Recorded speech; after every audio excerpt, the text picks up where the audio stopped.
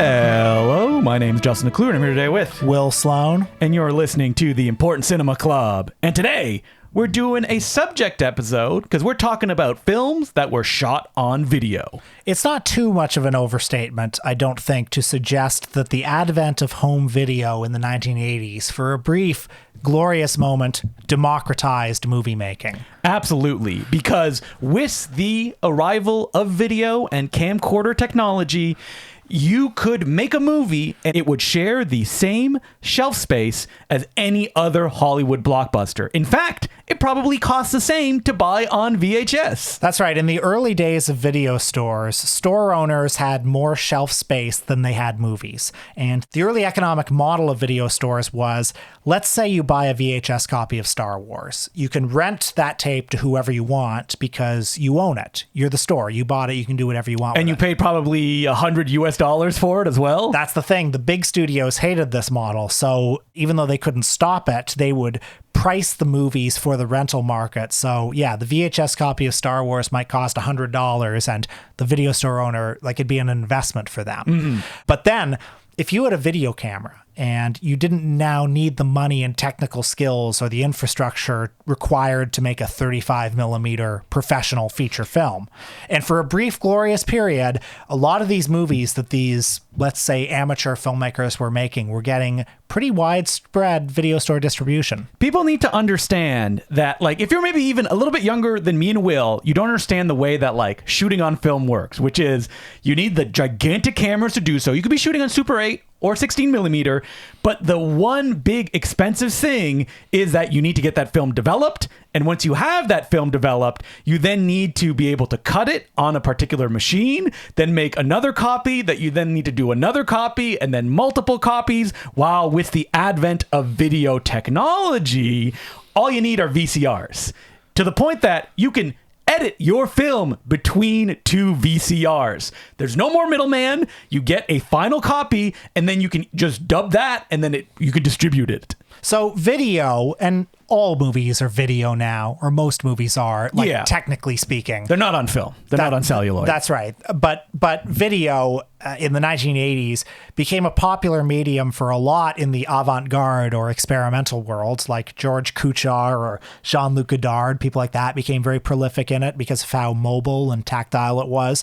Orson Welles in his later years was thinking about projects he could do on video. I would have loved to see an Orson Welles video project. But really, this was the territory of the amateur, like people making exploitation films. Yeah, you make a film on video because you don't have enough money to shoot on film. And the thing about film is that, like, if you're making a feature film on, for example, 16 millimeter, there's a certain amount of money that you have to spend, a bare minimum, that, like, will equal a end product that has a certain level of quality. That's also brought that, like, as long as your film is in focus, it's correctly exposed, then, like, it will have a sheen to it that will, you know, give it more, I guess, production value is the term.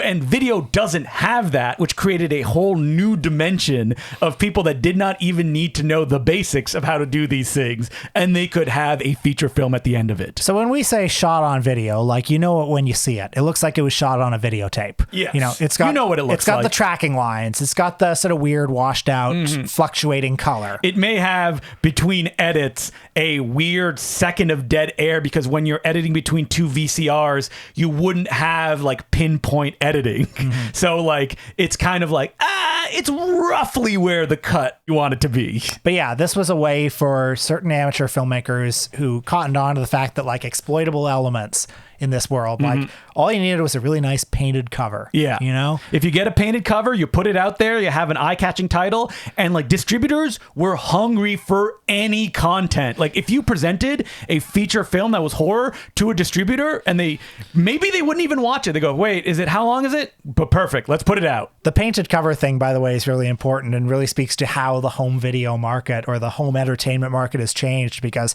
you look on Netflix now and because it's small icons on a screen, the priority is, like, picture of a movie star's face. Yeah, it's always like just the heads of the actors. And just a big title. Yeah. And the design is much less creative. But back in the 80s, to get to be eye-popping on a shelf, it'd be a painted cover with a lot of gore and, Why don't they still do that? I don't understand. Like, people would be like, oh, I want that. It's like a weird, iconic image on Netflix. Let's watch that movie. I mean, I think they just have their, like on Netflix, the market research probably just shows that people are scrolling and they don't want a second of thinking is but too Netflix much. is also automated that it's supposed to show you images from the movie that it thinks the user will like. So it changes depending on who is scrolling They through. probably also think, like, if you see a painted cover on Netflix, Oh, that's old. It's an animated film or something. Yeah.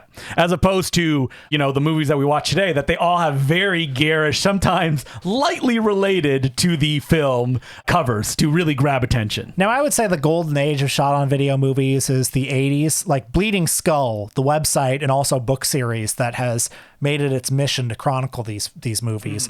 Cites 1982 to 1988 as the golden age. Shot on video movies, of course, continued throughout the 90s. There were companies like Wave that it's a little which bit became different, a different though. business model. Yeah. Because in the A 90s, fetish business model. like, would it be fair to say that in the 90s, movie studios maybe made peace with video stores a little more? Yeah, and in the 90s, there was really a direct-to-video market that, like, studios and production companies were starting to exploit. So there was less space for the, like, no-budget shot-on-video films. As well as, like, Blockbuster became the dominant. Yeah, and they were very discriminatory with what they would carry on their shelves. Right. So it wasn't the Wild West of mom and pop shops. And so a lot of the 90s ones were, mail order movies.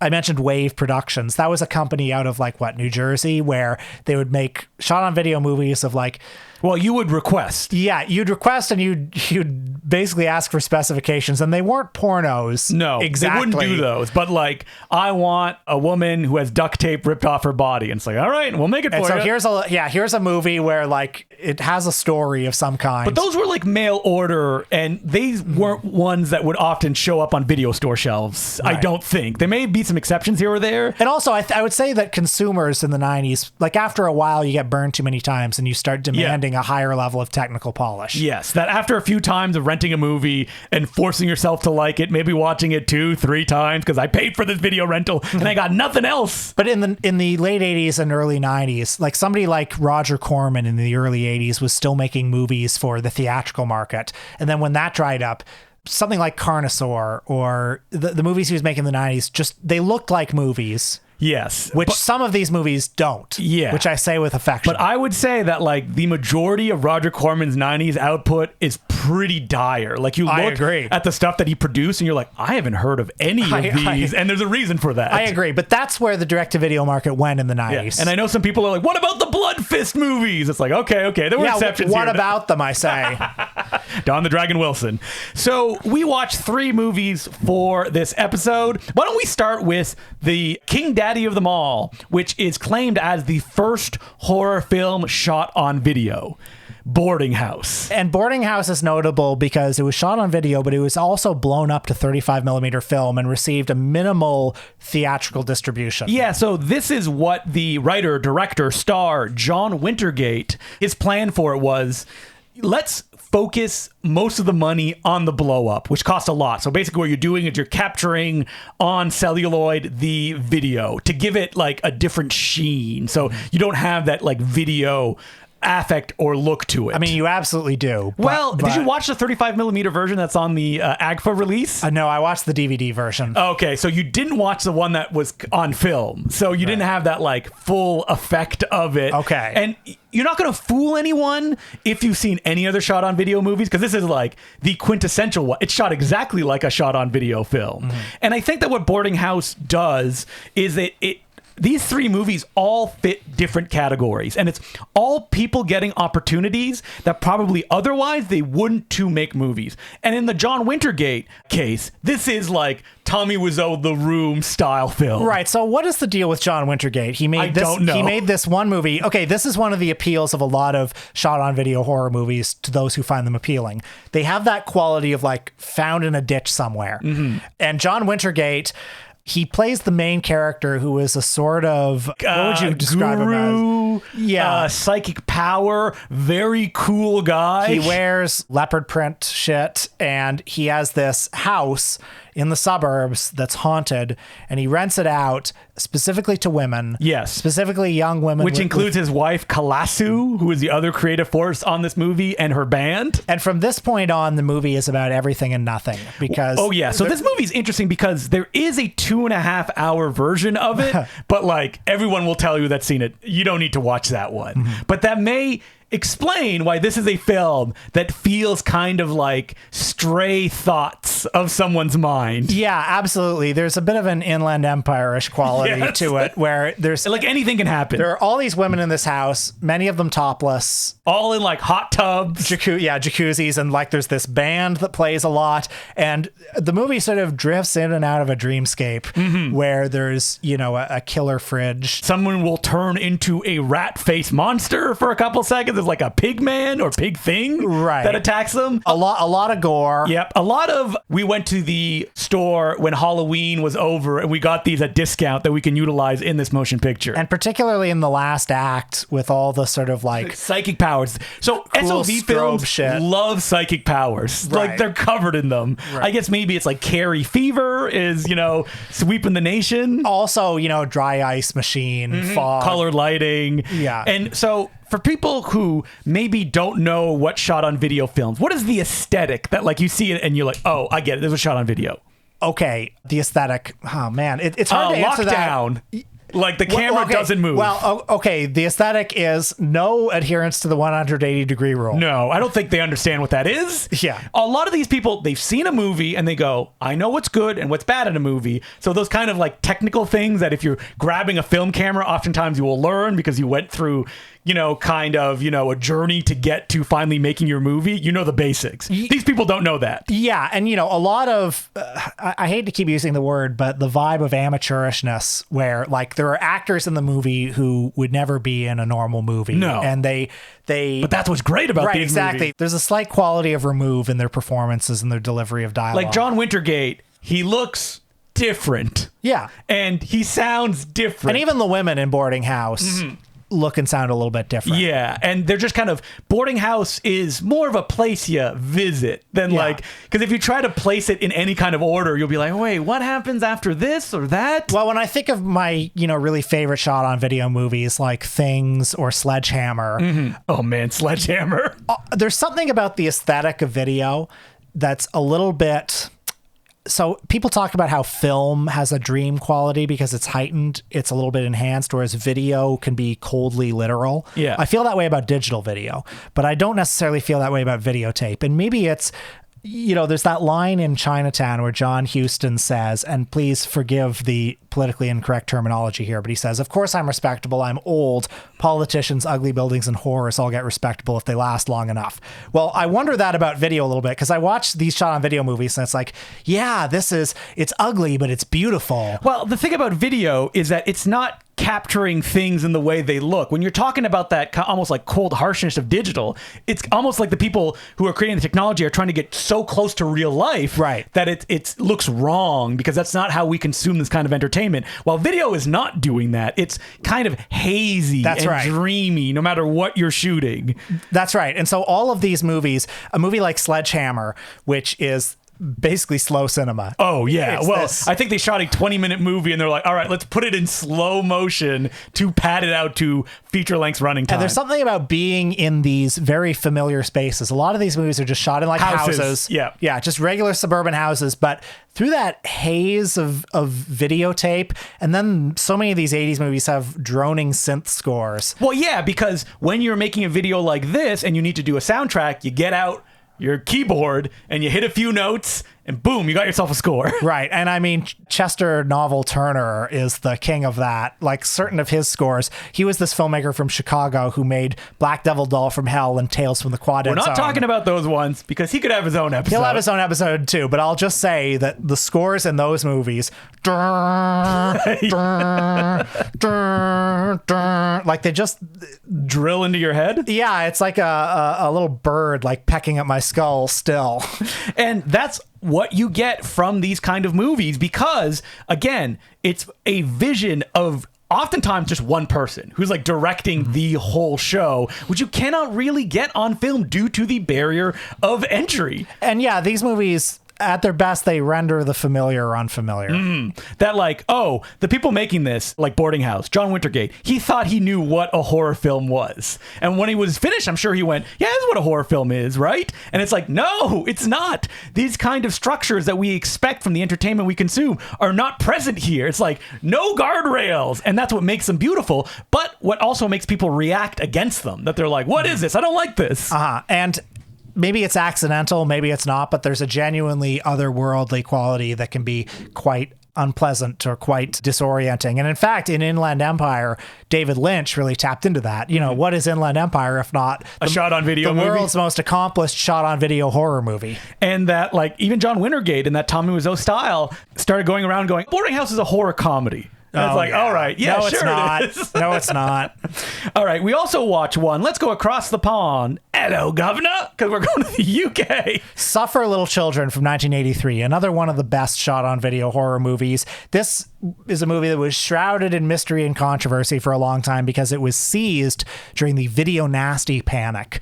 It was the product of, I mean, the director is somebody named Alan Briggs, but it was really the brainchild of a writer, Meg Shanks, who was a teacher at this school. Yeah, theatrical school. And she actually used all the children who are, you know, adolescent, preteen kids in the movie. So what's great about this movie is that while Boarding House is kind of an ego project, this is not that. This is more of like children making a movie not knowing what you should or should not do. Right. It's a sort of satanic panic thriller. It takes place in a group home for orphan children where a mute girl named Elizabeth arrives. And she's a little satanic girl. Oh no, does she have psychic powers? Yeah, she's doing little satanic rituals in the attic. And all of a sudden, strange, violent occurrences start taking place all over this school. So, or this group home. So kids are having nightmares about zombies. I love these, you know, the shambling. Like, but then they just have a picnic. Yeah. Like, this is stuff you would not see in a regular feature film. There are strange, dramatic injuries. The adults in the place start feeling the conflicts as well. And it should be noted that this film was shot in a big abandoned house. So, like, that adds another level of unreality to it, where it's like these big white walls where it seems no one lives, but it's supposed to be an orphanage. It's a little bit of play acting. But at the same time, what you get here is like a raw performance from all the kids who are giving it their all. And by the way, I love this movie without irony, by the way, because again, this is the one where I realized there's no adherence to the 180-degree rule. There's no adherence to the rules that have been set down about how to delineate space in a movie. And it's constantly disorienting and strange that way. It's like, even when there's not gore on the screen, which there is a lot of, but when there's not, it feels like the movie is jagged. It feels like it's kind of just visually assaulting you. But there's a whole bunch of odd decisions, like that there's these video generated title cards that'll be like Sunday. And it's like, it doesn't really mean anything, but it's just giving that like shock of there's a decision here that anyone would have probably told them, why are you doing, like, you don't need these, but the filmmakers felt they needed like later in the middle of a scene, even though the film itself does not have a 3-act structure. It's just kind of all over the place. Like a lot of the best video films, you're just like living in this world until Suffer Little Children is most infamous for its like, well, the last act is insanity. Which is, nothing that you saw leading up to that would prepare you for like just every child being brutally murdered on screen. Again, this is like a film that like when you're a teenager, you make these kind of films because you don't know any better. That someone will say like, you can't like have a young teenager screaming that she doesn't want to stab a knife into her leg, and then she does it in like graphic detail. What a great scene. And you know, that probably sounds really unpleasant, and there is a lot of gore in this movie, and it's pretty well executed for an amateurish project, but it's also really funny. Yeah, it is. It's just great seeing that girl like just stabbing herself over and over while these like ejaculatory splurts of blood just cover the wall. And then like all best shot on video films, that even though they're not following like conventional structures, it does end with a bang of something that you could not see coming in a million. I don't even want to spoil it, but let's just say maybe a little Lord and Savior shows up at the end of the film to fight the devil himself. When people talk about what is the Citizen Kane of shot on video exploitation movies from the 1980s. It is Blonde Death from 1984, which is the only directorial effort of James Robert Baker, who later committed suicide, unfortunately. And this is a movie that I really think, it's not technically polished, but otherwise you don't need to make any apologies for it. And again, the form completely matches the content here. It is this wail of agony. It has a little bit of the sort of feeling of like anger with bourgeois norms and society that the early John Waters movies did. I was going to say the easiest comparison you can make is John Waters, but then it's also not really that kind of grotesque like the early John Waters is. It's not kind of silly in the way that his movies are, or it's not. It is silly. Well, it's a different kind of comedy. It doesn't have an angry comedy. Yeah, it doesn't have the carnival barker aspect that the John Waters movies do. So James Robert Baker, I think that it should be pointed out, would go on to mostly be a novelist, writing really powerful novels, often about the gay experience, and that like he did go to Hollywood and write scripts, and he hated the experience. That he said he was making money, but it was just miserable having to go to rooms and like give this hard work to executives who would then toss it out without thinking about it. So like Blonde Death, which was shot in LA, is clearly just an expression of that frustration that like, all right, I can make my movie and I can do it the way that I want, supposedly under a budget of $2,000. And what that means is it'll be a little over long, but every line will be a zinger, which is not something that you usually associate with shot on video films. So the main character, Tammy, is played by Sarah Lee Wade in one of the great performances in a shot on video movie. She plays a regular teenager who lives with a fundamentalist Christian family and a sexually abusive father. And they watch the Pat Goon show. Yeah, wink. Their favorite Christian singer. And she gets so tired and frustrated in this repressive, abusive house. Her parents leave on a trip. She makes the acquaintance of, how would you describe him? This like thief, this petty criminal who comes in and ties her up, who she like falls in love with. It's a sort of Badlands story early on. Absolutely a Badlands story. But then it goes in different directions as like whatever preoccupation the writer-director wanted to explore, he could do here. And like when, they what initially presents as an abusive situation becomes a tale of mad love between these characters, Bonnie and Clyde-ish love as well. And then when her mother comes back, and then when her mother, or is it her stepmother, comes back, she like ties her up. Oh, after killing her mother's lover. And that's when like the murders start. And there's no real goal that these characters have. They're just living their life. Ends with, there's like, her parents get killed, death by asphyxiation in the garage, which is very sad because that's actually how the writer-director killed himself as well. You'll see this movie often described as misanthropic or nihilistic, which I think is not quite accurate. It's acidic. It's misanthropic to the extent that it's sort of rebelling against bourgeois norms. There's a memorable scene in the last act where they go visit Disneyland. For real. And they actually shoot at Disneyland. That's another advantage of shooting on videos. You could just go with the camera and do it and no one would know the wiser because, those cameras are made for like families filming themselves. And like there's no way out for these characters. No. But they do escape at the end in some way. Yeah. But it's like, it's not necessarily creating like an alternative path forward for them, but what it's doing is sort of relishing the space that they've been able to create for themselves. Oh, wait, I just remember with the final moments of the film. Yeah, there's no escape for these characters. Yeah. And like any kind of hope that is offered, though, reveals to just be a trick by the other authority figures. Right. The writer-director did say he considers himself like anarchist figure, and that's definitely the vibe of this movie. Like punk, all right, screw everybody, let's live our life, and everything sucks because hey, you know what, it does. And that's why I don't find this movie depressing though. Like people talk about it as being nihilistic, and maybe it sort of is, but there's a lot of exuberance in the movie, a lot of joy in the relationship and the violation of norms and the violation of rules and the sort of creating of a new moral universe within a corrupt moral universe. And because it's kind of we're following these characters go about their life movie and the dialogue is so sharp, you never really get that sense of disconnect that you may run into when you watch, for example, Suffer Little Children and you go, oh, this is a horror movie. This is not how horror movies usually look. let me kind Yeah. of, because Blonde Death, there's an immediacy to the way that it's filmed. Right. Like, I hate to use the term so bad it's good in describing shot on video movies because I don't necessarily subscribe to that. But if one did, Yes. like, some of the pleasure in shot on video movies comes from the disparity between what they're trying to accomplish and what they do.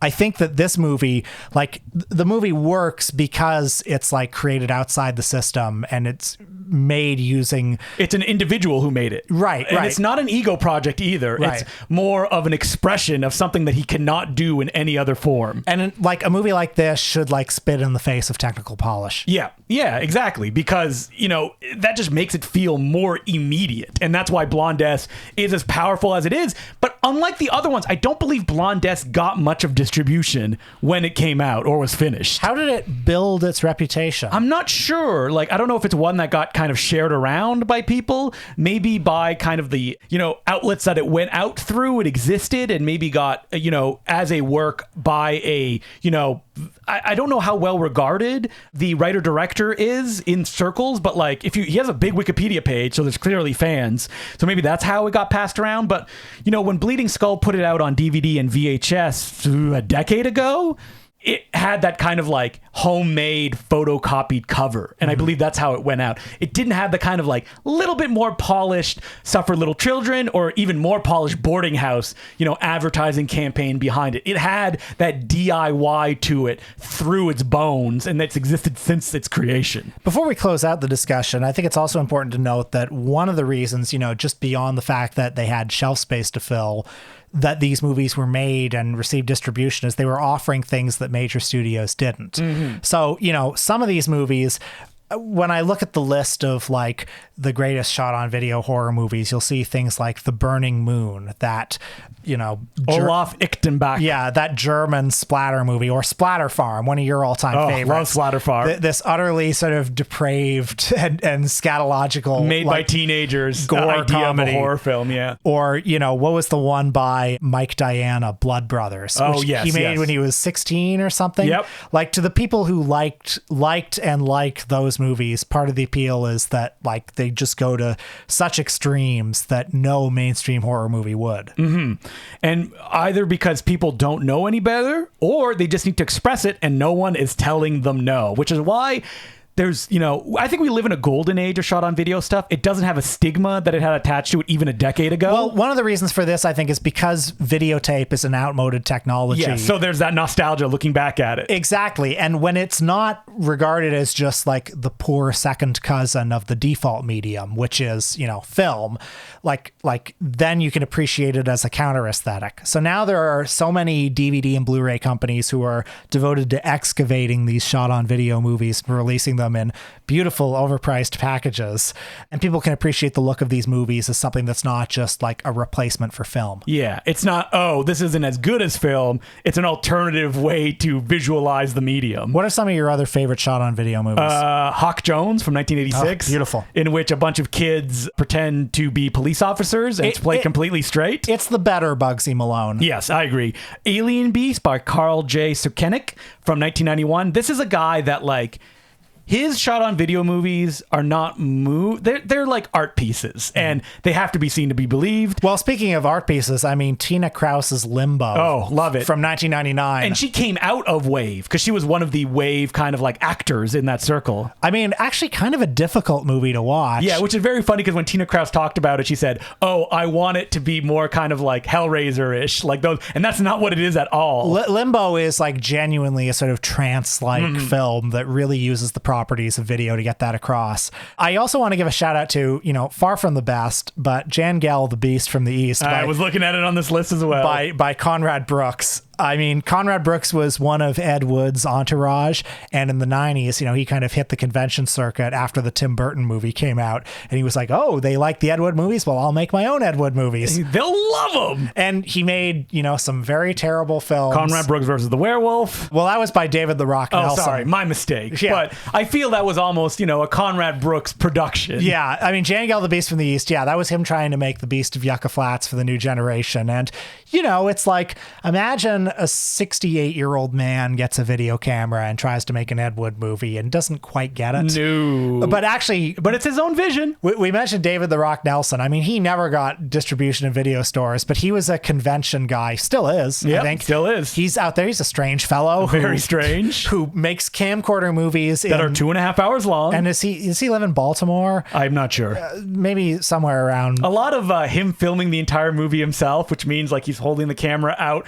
on his arm pointed at his face. He's a very strange, like, aging monster kid who makes movies like Dracula versus the Scorpion versus Frankenstein and Versus the Devil Ant. yeah. We can't forget Nick Millard, another man who I believe... Have you gone down the Nick Millard hole? No, I haven't. Do you know who he is? No. He's famous for his movies like Death Nurse, Criminally Insane, a lot that he shot with I've his heard of him. wife Okay. and mother. And what's great about his films is that like they disintegrate as they play before your eyes, because like he started shooting them on film, but then he started shooting them on video, but then he started implementing some of the shot on film into the video ones as flashback or padding. So you're like, I don't even know what I'm watching anymore. And he also did some hardcore pornography as well. Oh, man after my own heart.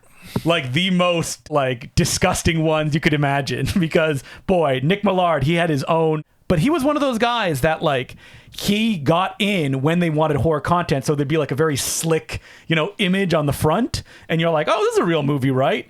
Well, yes, in so many words it is. But yeah, Nick Millard, he definitely deserves a deep dive in the Important Cinema Club. Maybe a Shocktober subject. Oh. So Shot on Video, if you are unfamiliar with it, I hope you will give some of the movies that we discussed a chance. And because they've never been more available. That's right. This month, one of the Vinegar Syndrome partner labels is releasing Blonde Death. Not any Vinegar Syndrome partner label, Bleeding Skull, the partner label. That's right, in a beautiful new edition. And I would say maybe start with that one. Start with that one or Boarding House. So, Justin, do we have any letters? We do have letters, and as per usual, you can send them to importantcinemaclubpodcast@gmail.com. And our first letter is from Michael, and it goes, Hey, Will and Justin. Hope this finds you well. He thanks us for introducing him to the works of Matt Farley, as well as open up the world of Hong Kong cinema and Jess Franco. Basically, you've broadened my horizons. Oh, wow. Well, thank you. He also mentions that thanks to my Letterboxd review of Hundreds of Beavers, he actually programmed the film in Belgium and had the stars and directors come down, to which I say, I'm really happy you could discover what was the funniest movie that I saw last year. And also, how about bringing me and Will up to Belgium? Yeah. We'd love to visit. Fly us out. First class only, but, On another note, they wanted to inquire whether you've considered exploring episodes on following trickster-like filmmaker, the Portuguese director Miguel Gomez and the Romanian funny man Radu Jude. Now, you know Radu Jude. You're a fan of him. We've gotten a lot of requests for Radu Jude lately. I think maybe, doesn't he have a new movie that's been playing, and that's why people Right. have been seeing it? Do not expect too much from the end of the world. Really enjoyed it when I saw it at TIFF, and, Bad Luck Banging. Very funny movie, too. And Miguel Gomez, he is the filmmaker behind the Arabian Nights trilogy. Did you ever see that one? Oh, no, I haven't. I mean, I have that Blu-ray, Yeah. that I dutifully purchased and put on my shelf. Yeah, I mean, you really got to carve out a day for that, don't you? Mm-hmm. And it's one that's going to challenge you a little bit based on the other work by that filmmaker that I've seen. I know you probably have a huge list of director actors you want to discuss in future episodes, but I took the liberty of suggesting them because I feel you would have fun with them. I think we would have fun with them. Yeah. And I don't even think Mr. Jude is on my list, so I'm going to add him now, even though a lot of people have been asking us about it. We've had requests. Yeah, we should do them. Anyway, thank you very much, Michael. I think that's how you pronounce your name. I apologize if that pronunciation is incorrect. Thank you very much again for that letter. And our next one is from Enrico, and he goes, Hey, Justin Will. Firstly, I'd like to say I prefer Big Dember to Big Sember. It's been decided. Thank you. I mean, the month is over now, but Yep. next time we do it again. It'll be Big Sember. Yeah. Oh, no, Big Denver. Big Denver. Man, we don't want to start That this was fight close. again. Yeah, woo. Secondly, I'm so glad one of your recent Patreon episodes was about things you've been reading. More episodes like that, please. And please indulge me by letting me tell you about what I've been reading. Franco Nero's 2022 memoir, Django. I'm not going to read the rest because it's in Italian and I can't. Which, as far as I know, has not been translated into English. Damn it. Okay, I was wondering how I could not have heard of this. I'm not the biggest Franco Nero fan, but he's always intrigued me like a puzzle I need to solve, perhaps because he reminds me of my father. Whoa. His memoir is not incredibly insightful, and only a few of his many stories really stand out, like the time he witnessed a mob hit while filming Jonathan of the Bears in post-Soviet Russia. But it has a great framing device. The book opens with Nero Nero hallucinating he's in some desert in the far west where he meets Django in his coffin. And after a tense exchange where it looks like Django might kill Nero, Nero decides to tell Django his whole life story as a way to prove to Django that he's done more in his life than just embody this iconic character. By the time we return to this scenario in the epilogue, Nero realizes that Django has slept through the whole thing, so he wakes him up, at which point Django tells Nero to open his coffin, which Nero does with some trepidation, only to find a pair of fishing rods. So Nero and Django go fishing together, and Nero embraces the fact that he may be trapped in this hallucination for some time. Have you encountered similarly weird flourishes in the many memoirs and biographies you've read? And I might as well ask, is there something you'd like to know about Franco Nero's career that I might be able to look up? Yes. Does he mention Frank D'Angelo in there anywhere? Because he is in 2015's The Neighborhood. Yeah, that is the main info we want to know from Frank Nero. I will say probably not. I was flipping through Jim Carrey's memoir recently. Oh, wait, did he write his own? Is it like Funny Man or Rubberface? It's called Memoirs and Misinformation. And oh, right. It's his fake one. It's at BMV sometimes. You can see it. And yeah, I suspect he was probably inspired by Norm Macdonald's memoir, which is a great book based on a true story, I think it's called, where basically the whole thing is like a tall tale. But, you know, if you read between the lines, you can find the truth. Yeah. And Jim Carrey's memoir is like I don't know, it's stupid, honestly. Yeah. Some people would say 90s Jim Carrey was stupid as well. Well, you know, there's a difference between a guy making funny faces and funny voices and then a guy who thinks he's Charlie Kaufman all of a sudden, you know? You know, speaking of Charlie Kaufman, great memoir, Confessions of a Dangerous Mind. Oh, by the Chuck Barris. Yes, where it's his memoir, but filtered through the fact that he worked for the CIA during that time, which is not true. Did you ever read Leslie Nielsen's fake memoir from the 90s? I think it was called The Naked Truth. You pointed it out on the shelf when we were in a used bookstore, and I went, I can't do it, Will. That must be why it's fresh on my mind. Yeah, because wait, have you read it? In the 90s, I did. When I was like 10, I rented it from the library, and it's like a fake memoir.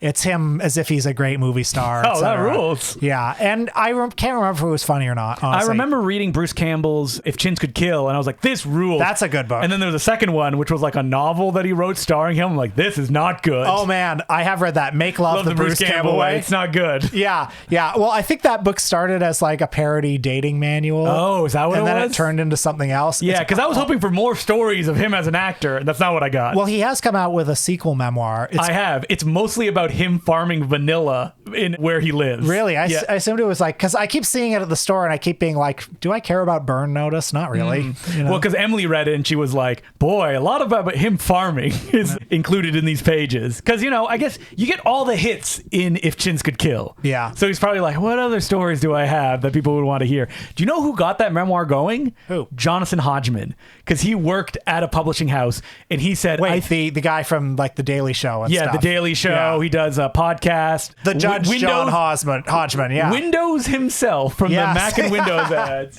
Yeah, he worked at a publishing house and he went, oh, I think people will be interested in this. There's fan sites about him and I'm a fan of Bruce Campbell. And it took a lot of convincing for them to publish. And that book was a hit too. So wow. I love that book, yeah. Yeah, I haven't read that. And I love the introduction that involves, I think it's Ivan Raimi and Sam Raimi who just rob Bruce Campbell and then leave. Yeah. They like steal like $50 off of him. Love that stuff. It's a great book too because it's basically like a series of failures. Yes. You know, it's one kind of failed movie or TV show after another, like Briscoe County or you know, Congo, stuff like that. Who could forget? What is it, Jack of Trades? I think, or something like that. Or there's a whole chapter in that book about him like auditioning for The Phantom and making it like all the way up to being the second choice. And they went, we want to go with the most uncharismatic person to ever play a superhero, Billy Zane. Oh, Justin. No, a little movie called Titanic. No. Have you seen The Phantom? Not lately. Billy Zane. I love Billy Zane, but in that film, he decides to play the main character as a guy that talks like this the entire time. Yeah. So, yeah, I would have loved Bruce Campbell in The Phantom. He would have ruled. Yeah. Treat Williams is the villain in that film. Very good. And he's acting like 10 times bigger than he ever has around Billy Zane. Phantom Patreon episode. That's what we should do next I haven't week. seen that in years. Let's watch The Phantom. All right. Well, thank you very much for that letter. And again, it's Important Cinema Club podcast at gmail.com. What are we doing on our Patreon this week, Will? Well, something went into the public domain recently. Woohoo! I'm talking about Harold Lloyd Speedy. Oh, finally! You can watch it and be like, look at those crazy rides they had at Coney Island at the time. Buster Keaton's The Cameraman, also in the public domain. Whoa! I think The Jazz Singer was last year. Oh, wow, yeah! So you can have your Jazz Singer Halloween costume without fear of being sued. Yep. Jazz Singer Bust Gold out the shoe Ninja polish. video release. Okay, actually, what if we did that? No, I don't want to. Wouldn't that be funny That's if we too did much that? time spent on that. No. Okay. I would rather Can we do Speedy? Wouldn't that be funny? if someone can get a 16 millimeter print of Speedy. Let's just steal the Criterion transfer. I would love, you can't copyright a transfer that's not in the public domain anymore. Oh, fuck yeah. I would love to do Metropolis if someone can get a 16 millimeter print of that. Metropolis, the 16 millimeter scan. That would be awesome. Yep, I would Anyway, love that. we're not talking about any of that. On Patreon, we're talking about the 1928 Mickey Mouse. And we somehow do not even talk about it going into the public domain. We did forget. Barely. Yeah. But we talk about Steamboat Willie, Plain Crazy, the Gallopin' Gaucho. We say, why Mickey Mouse? What was it about him? Yep. And we talk about Leonard Maltin introduction, steel cases. All the these stuff that we love. Disney stuff came in. So check that out. Patreon.com/The Important Cinema Club. Oh, and one last plug. This is coming out before our Yep, event, it's coming right? out. Okay, January 23rd. Fox Theater in Toronto. We're showing The Dragon Lives Again, the kung fu movie where Bruce Lee goes to hell, fights James Bond, meets Popeye, etc. Bruce Ploitation on the big screen in Toronto. Come and see it. Fox Theater. Don't miss it. You And listen to you'll- this? You live here? You better cancel your date, leave your family, quit your job. You come and see that movie. If your significant other doesn't want you to go, divorce them. Yes. And we will see you there. And we hold no responsibility about any actions that are taken to come see The Dragon Lives Again at the Fox Theater. So what are we doing next week, Will? Well, we were scrolling through our list and a name popped up, a name that we both love. And I actually thought maybe we had done an episode about his work before, but we had not. But we've touched upon it along the way. And you all love this guy, but you don't necessarily love him as a director. Yes, even though he's made many iconic films and is definitely a man with an individual signature. A strange director. Yes, definitely. very strange. And a man who, for a period, was able to make fairly strange movies in the mainstream, in the studio system. I'm talking about Danny DeVito. What? The Penguin himself? That's right. We're going to be talking about War of the Roses, War of the Roses. Duplex. Yeah, and Throw Mama from the Train, which I believe was a big hit for him as well. We've already done a Patreon episode about Death to Smoochie, but we'll touch on it, We'll of course. touch upon it. And we also talked about Hoffa on the Jack Nicholson episode, I believe. Yeah. An odd filmography, some high highs, some low lows. And it's a shame that he just doesn't make movies anymore. Actually, I believe a short film he made played some festivals a couple of years ago. So he's still got that blood in him. But, he's having a ball on It's Always Sunny in Philadelphia for the last decade, I think. So Good for him. He's living his best life. So that's what we'll be doing next week. And until then, my name's Justin LeClue. I'm Will Sloan. Thanks for listening.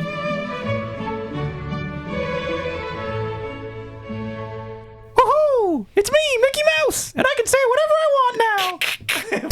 Oh! I just shot Mickey Mouse to death because he's been let out of his pen. Yep, he's free. We own him now. We can do whatever we want with him. We can fuck him. We can suck him. We can make him Now, fuck did us. you see the rules that so Steamboat Willie is in the public domain, and people are like, well, you can only do black and white Steamboat Willie. But then they go, incorrect, because he appeared in color on the posters. Oh! So you can do color Mickey Mouse Steamboat Willie. I mean, what he doesn't have is his voice. No, he does not. So you can't do woohoo! Could you get sued for that?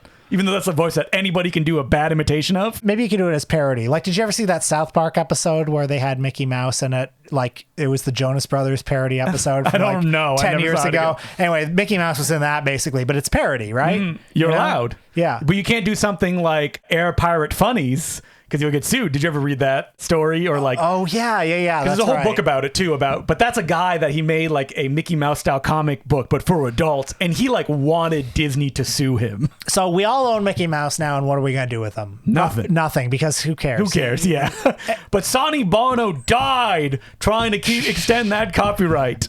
For 20 years, nothing went into the public domain. Bananas. That's crazy. Unacceptable. And then it was just crazy just a few years ago. All of a sudden, things started going into the public domain again. What do you think like the people in charge are thinking when like no one is considering we need to keep this in the public domain. That's clearly not at the forefront of their Well, mind. obviously, what Disney has been doing for the last 10 years, and it may be directly related to this, it may not be, but they've been buying up lots of different Yeah, so they IP. own everything. Yeah, so it's like, okay, Mickey Mouse is going into the public domain. That's fine. We have Star Wars. We have Marvel. Because if they wanted to extend the copyright, they could pay off some fucking senators to do it. Well, the next big one to fall is going to be Superman. oh, what's that, when 1938? Superman? Yeah, I'm not sure. Like 10 years from now. Okay, so do you think they will move on that, or? But the thing is, like, It's hard to imagine. no you one know? cares though, because like there's a million Superman ripoffs that are essentially Superman. Well, and also, like, Dracula's in the public domain. Yeah. He's still a brand. And there was,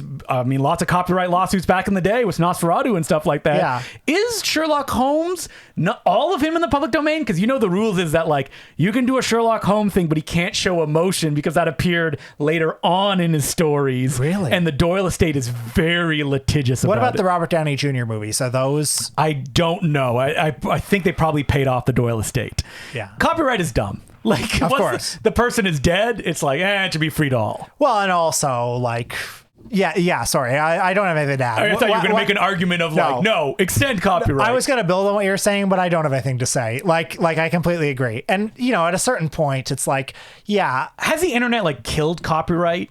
Like the idea of what is official, what is not, because it's all out there. Well, the director of The People's Joker Would say differently, yeah. Might say differently. But, I mean... I think it is true that like basically 98% of things you can just put online. Do you remember people making the argument of like, maybe people will be confused that People's Joker is a real Joker movie, which is where... To which I say, who cares? Yeah, and who cares? Shut up. What are you talking about? Yeah, Like, yeah. That's not my problem No. if people have brand confusion. Yeah, like, and that's the argument you usually make for copyright things. And also, you think Batman's going to crumble because somebody made a parody film? Like, Batman will outlive us all. Yeah, and the people that own Batman, here's the thing, they probably have more money than like the other people doing Batman But the stuff. people who are like simping for Warner Brothers in that case, like what they care about is like the pure Batman. pure about it. The brand. I'm sorry, management. the pure Batman, the one who's in like 3 different movies. Michael Keaton is playing him. Other people are playing him in the Batman. There's a million cartoon. What are you talking I about? know, it's ridiculous. But we agree that you do need to tie yourself to one kind of intellectual property or another, and you make that your entire identity. I think all the Beatles music should be in the public domain. I agree. because I think we own that. Yes. You think so? Do you think something gets so popular that then like all copyright rules fall away? Well, look, I'm not a lawyer. I'm not saying that I can stand by this, but at this moment, right now, I say yes. Yes, okay. Because, it should be like how if a term like Kleenex or something becomes so popular, it becomes the thing itself. Yes, I actually think this. Like, after 50 years... if the Beatles music is that omnipresent, it should be like, okay, we own this. Like the Beatles are still alive, though. To which argument I would make, they don't need any more money. yeah, They're rich enough. I would say make some new shit. Yeah. How about earn your keep? Well, I have the new Paul McCartney album Okay, here. actually, don't make any new shit. So, Important Cinema Club, on the term of copyright extension, we say no, do not extend it. Controversial opinion, I know, but we're making a stand. And by the way, I will also just say, I want to reiterate, 98% of things are basically in the public domain anyway. You go on YouTube, search most movies, and somebody's just uploaded it. And by most movies, I'm saying like most movies that have ever been made. yeah, but if it's like an indie filmmaker, don't upload it. Like if they're still You're around. right. Yeah. I believe in morality. But like if you go up But if on, I want to watch like the Geico caveman who got his pilot on Right. Fox that was dropped, that'll be up on YouTube. Leave that there or if forever. you want to watch like a TV movie you want to watch Return to Mayberry. Yeah. Like that'll be on, I guarantee that's on YouTube and that's fine. Yeah, that's 100% That's where it fine. belongs. But we are making a killer Mickey Mouse horror film. We want to get in on the ground floor. Yeah. Listen, there's money to be Isn't made. that cool? Yeah. Isn't that so cool? There's going to be a Mickey Mouse slasher. Multiple, Will. Oh, man. Multiple. That's so cool. I'm going to watch them all, buy them all. It's a little subversive, isn't it?